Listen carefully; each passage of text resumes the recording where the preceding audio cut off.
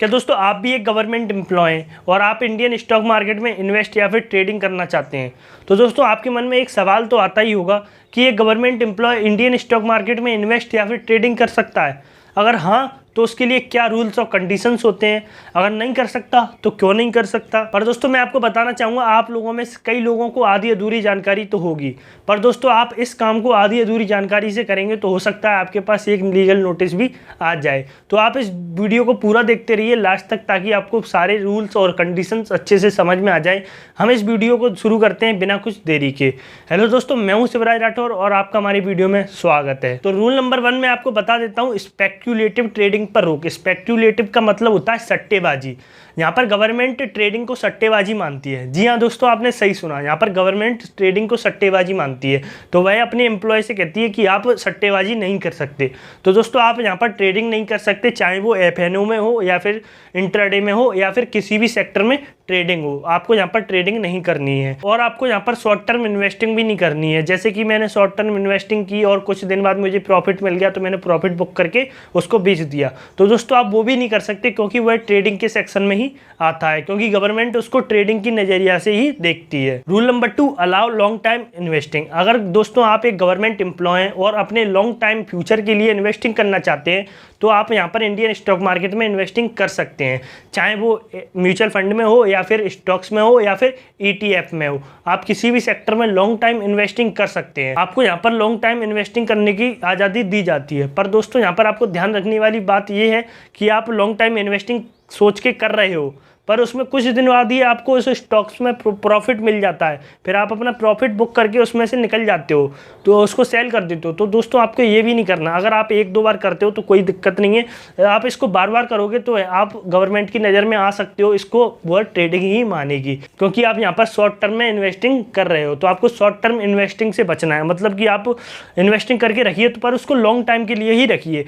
आपको जब short time में प्रॉफिट मिल रहा है तो आप उस टाइम उसको सेल ना करें। Rule number 3, invest range during the calendar year. मतलब कि मुझे 1 साल के अंदर अपनी 6 मंथ की बेसिक पे से ज़्यादा इन्वेस्ट नहीं करना है।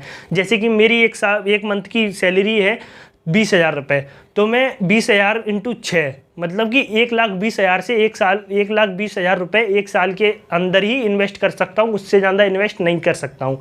बट आपने उससे ज़्यादा इन्वेस्ट कर रखा है, आपको पता नहीं था, तो यहाँ पर कोई बात नहीं है। आप परफॉर्मा के जरिए अपने सीनियर अथॉरिटीज़ को ये बात 31 जनवरी से पहले सूचित कर दीजिए। रूल नंबर 4, IPO में इन्वेस्टमेंट। एक गवर्नमेंट एम्प्लॉय IPO में इन्वेस्ट कर भी सकता है, नहीं भी कर सकता है। इसकी कुछ कंडीशंस होती हैं, वो कंडीशंस मैं आपको बता देता हूँ। Condition number 1, IPO price fixing में अगर आप इन्वॉल्व हो तो आप उस IPO में इन्वेस्ट नहीं कर सकते। जैसे कि मैं एक IPO आने वाला है और उसकी प्राइस फिक्सिंग की जो भी टीम है उसमें मैं इन्वॉल्व हूँ, मतलब उस टीम का सदस्य मैं हूँ, तो उस वाले IPO में मैं इन्वेस्ट नहीं कर सकता। तो मतलब कि आप IPO की प्राइस फिक्सिंग में इन्वॉल्व हो तो आप उसमें इन्वेस्ट नहीं कर सकते। कंडीशन नंबर 2, अगर IPO में आप इन्वेस्ट करते हो लिस्टिंग गेन के लिए तो दोस्तों आपको यहाँ पर ये भी नहीं करना है, क्योंकि ये करने से गवर्नमेंट आपको रोकती है, क्योंकि ये शॉर्ट टर्म इन्वेस्टिंग में आ जाता है। कंडीशन नंबर 4, अगर आप किसी IPO में अप्लाई करते हैं और उसके स्टॉक्स आपको अलॉटमेंट हो जाते हैं तो आप उसको लॉन्ग टाइम के लिए रखते हैं, तो दोस्तों यह कंडीशन के हिसाब से सही है, आप उसको लॉन्ग टाइम के लिए रख सकते हैं और उसमें इन्वेस्ट कर सकते हैं। पर यहीं पर दोस्तों ध्यान देने वाली बात ये है, आपको स्टॉक अलॉटमेंट हो जाते हैं, अगर आप उसके बाद बेचते हो, मतलब उसके बाद ही सेल कर देते हो अपना प्रॉफिट निकालने के लिए, तो दोस्तों आपको ये करने से भी बचना है। तो यहाँ पर ये शॉर्ट टर्म इन्वेस्टिंग होती है, तो आपको शॉर्ट टर्म इन्वेस्टिंग करने से बचना है। जितना बच सकें आप शॉर्ट टर्म इन्वेस्टिंग बिल्कुल भी ना करें। अब दोस्तों हम बात करते हैं टैक्सेस की। आपके मन में एक सवाल तो आता ही होगा कि गवर्नमेंट एम्प्लॉय पर उतने ही टैक्स लगते हैं जितने कि एक आम इंसान पर लगते हैं। तो दोस्तों मैं आपको यहाँ पर बताना चाहूँगा, एक आम इंसान पर जितने भी टैक्स लगते हैं उतने ही टैक्स एक गवर्नमेंट एम्प्लॉय पर लगेंगे। यहाँ पर गवर्नमेंट एम्प्लॉय को कोई भी छूट नहीं दी जाती है टैक्स में, तो आपको उतना ही टैक्स भरना पड़ेगा, चाहे आप ट्रेडिंग करते हैं चाहे आप इन्वेस्टिंग करते हैं, तो आपको एक आम इंसान की तरह ही टैक्स पे करने पड़ेंगे। दोस्तों मैंने ये सारे रूल्स और कंडीशन आपको बताए हैं, पर ये रूल्स और कंडीशन एक गवर्नमेंट एम्प्लॉय पर ही अप्लाई होते हैं। तो गवर्नमेंट एम्प्लॉय अगर आप हैं तो आपके मन में एक सवाल आ रहा होगा कि भाई गवर्नमेंट एम्प्लॉय तो मैं हूँ, मेरे फैमिली वाले तो नहीं है, मैं अपनी फैमिली मेम्बर में से किसी का भी अकाउंट बना सकता हूँ, डीमेट अकाउंट, उसमें ट्रेडिंग या फिर इन्वेस्टिंग कर सकता हूँ। तो दोस्तों यहाँ पर ये सरासर गलत है, आप नहीं कर सकते, क्योंकि जो रूल आपके ऊपर लागू होते हैं ना वही रूल आपकी फैमिली के ऊपर भी लागू होंगे। मतलब कि जो रूल मैंने अभी बताए हुए हैं आपको, कंडीशंस और रूल्स, वो आपके ऊपर लागू हो रहे हैं। आप गवर्नमेंट एम्प्लॉय हैं तो आपकी फैमिली के ऊपर भी वही रूल सेम लागू होंगे। पर दोस्तों यहाँ पर कई सारे लोग होंगे जो पहले से ट्रेडिंग या फिर इन्वेस्टिंग कर रहे होंगे, जो कि गवर्नमेंट एम्प्लॉय होंगे।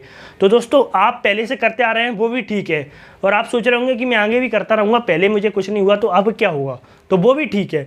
पर दोस्तों कहीं ना कहीं अगर आप करते आ रहे हो और करते जाओगे, मतलब फ्यूचर में करोगे, तो आप अपने कहीं ना कहीं इनकम टैक्स की नज़र में भी आ सकते हो या फिर अपने डिपार्टमेंट की नज़र में भी आ सकते हो। फिर कभी ना कभी ऐसा होगा कि आप एक दिन पकड़े जाओगे। अगर आप पकड़े जाओगे तो आपके डिपार्टमेंट के ऊपर निर्भर करता है कि आपके डिपार्टमेंट आपके ऊपर कितना एक्शन लेता है। हो सकता है आपकी सैलरी इंक्रीज ना करें, आपका प्रमोशन ना करें, और दोस्तों ये भी हो सकता है कि आपने अभी तक जितना स्टॉक मार्केट से प्रॉफिट कमाया है उसको फ्रीज कर दें। तो दोस्तों आज की वीडियो में बस इतना ही था। अगर आपको वीडियो अच्छी लगी हो तो चैनल को सब्सक्राइब कर लेना, वीडियो को लाइक कर देना। हम मिलते हैं किसी ऐसी ही वीडियो में, जब तक के लिए जय हिंद, जय भारत।